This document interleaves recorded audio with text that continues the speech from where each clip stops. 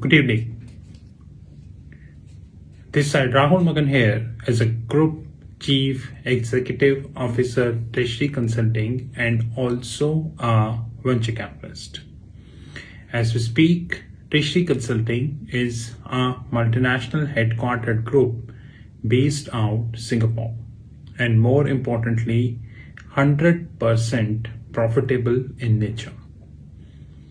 Before I continue, I would like to give you a good news, and that news is our OTT platform Over the Top today launched the wealth management platform. But let me repeat. By wealth management platform, I mean it is a video learning platform. So it is not a trading platform where we are offering tips and all these, buy this, sell this, something like that. No. It is a learning platform whereby we would be giving learning in terms of videos. And probably in this wealth management platform, as we speak, we are covering the Indian indices. But very soon, by very soon, I mean very soon, we would be covering the Asian indices also, which includes Singapore, Dubai, and the Hong Kong entities. It's a matter of time. So the beginning has done. Probably by May, you can say, we would have our Dubai, Hong Kong, and the Asian indices desk would be ready. A big learning platform is on the way, but Indian indices is already started. Today, I would like to cover a very important topic, which is yet on the, a very latest news, which I downloaded on the Google. From the last many years, I am consistently on the social media and talking a very simple fact, which is that the startup culture in India is standing at a valuation which is completely unjustified. And more importantly, the financial statements of many startups in India do not support a going concern. So let's take an example of Paytm, which is standing at accumulated debt, accumulated losses, which is also known as negative retained earnings, to the tune of 12,500 crores. You heard me very right. 12,500 crores. And every year, this losses is accumulating in the books. But thanks to the auditors, thanks to the regulatory framework, and thanks to the knowledge of the people, these things will never come in the public. And one golden day will come when this thing will come and the share price will collapse. This is how it works. Because 90% of the people in India, rather more, do not know how to study the balance sheet. Because for them, the life starts at Nifty and life ends at Bank Nifty. This is how the system works in India, To be honest, the definition of knowledge in India is Nifty and Bank Nifty, which means if you know Nifty and Bank Nifty, you are knowledgeable. But apart from that, if you know anything, you are not knowledgeable. But like me, to me, all these things are immaterial. To me, the world of knowledge is really very, very, very big and would continue to be. Today, I downloaded an article, which is 16 hours ago article on the internet. And that article is really, really, very much interesting article. And, this article speaks about how the so-called startup ecosystem is failing. I am a very strong believer of the fact that these venture capitalist firms like Sequoia, KKR, Tiger Global, majority of their portfolio is in losses. But it is more than a miracle that how they are earning billions of dollars. So this article, which is titled Big Name Investor Sequoia, Big name investor Sequoia say startup due diligence is hard as 4 of its Asian portfolio companies face allegation of frauds or misconduct. Have you seen any Indian media channel cover this? I repeat the name. Big name investor Sequoia say startup due diligence is hard as 4 of its Asian portfolio companies face allegations of fraud or misconduct. Let me study. Sequoia Capital India, a major investor in a Southeast Asian startup, has said that due diligence on the early stage startup is tough as 4 of its company face fraud or misconduct allegation. Why the due diligence in the startup is tough? You are such a big venture capitalist. You have a huge workforce. You have the complete system in place. You have computers. You have research team. Then why the startup due diligence is difficult? What the hell are you talking? Irrespective of having all infrastructure, you mean to say the startup due diligence is difficult. And thanks to the media, they haven't raised that point. I haven't seen a single business channel of India covering this issue. In a blogspot blog post not attributed to a particular author, the firm say recent some portfolio founders have been under investigation for potential fraudulent practices or poor governance. These allegations are deeply disturbing. Do you really think so that the startups who claim to be $1 billion valuation companies, they deserve that? Let me give you one more live example. This is the live example which I have downloaded from internet today. I hope you know a gentleman called Amitabh Bachchan. There is hardly anything he cannot promote. He can promote a bank. He can promote a non-banking financial corporation. He can promote gold products. He can promote pharmaceutical companies. He can promote Coca-Cola. He can promote Scooty. He can promote anything. Anything he can promote. Because one thing which is surely there for Bollywood and cricketers in India is they do not need degree, certification and knowledge. The only thing they need is the money. This is the reason a delivery boy, who basically do the delivery, mostly of them are graduates. But these Bollywood stars, they, without having any knowledge, promoting the product. I hope on the TV you have seen Amitabh Bachchan promoting Upgrad MBA. Is Amitabh Bachchan himself an MBA? Someone who is not MBA is promoting MBA. So if I start promoting physics, how would it be? You yourself is not an MBA and you are promoting MBA. MBA of a loss-making company. This is the evidence. The EdTech unicorn has posted a consolidated revenue of 302 crores from operations. 86% rise from the earlier year. The startup losses is 211 crore. So see this. Your income is 302 crores for financial year 21. Out of 302 crores of income, your losses is 211 crore. This is called Upgrad. And Amitabh Bachchan is promoting this company.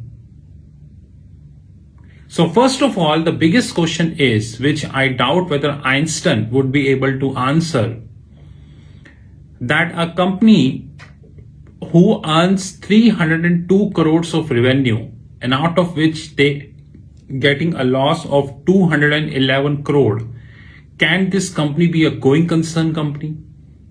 Number one, I got another evidence. which is the White Hat Junior. This is again downloaded from the internet. Separate YouTube videos would come because I need time to make the notes and everything, each and everything. Now let's check this out. White Hat Junior, which bought up by Juice by paying I think 300 million US dollar. This White Hat Junior in 2020 having an operating revenue of mere 19 crores. Mere 19 crores. Fundamental question is, a 19 crore operating revenue company is bought at $300 million. Mere 19 crore, which is near about less than 3 million US dollars. Less than 3 million US dollar operating revenue company is bought at $300 million. I think you need a degree from Harvard to justify this, because I cannot justify this. So in 2020, White Hat Junior operating revenue was 19 crore, while their losses were around 49 crores.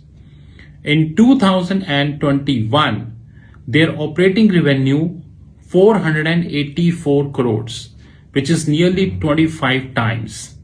And their losses is around 1700 crores.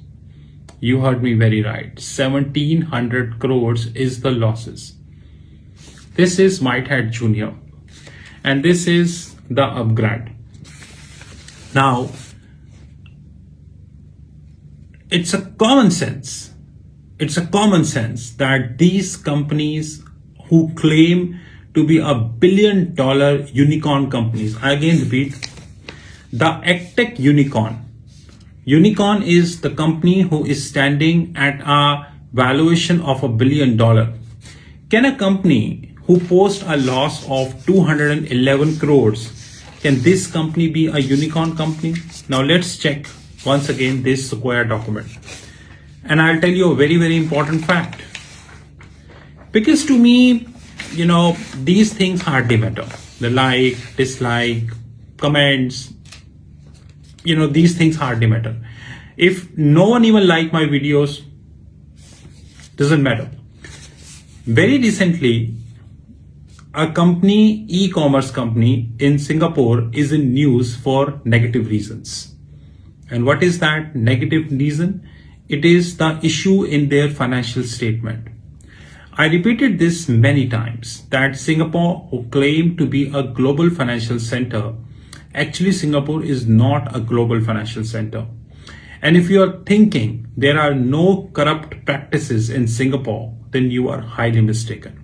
There are corrupt practices in Singapore as well.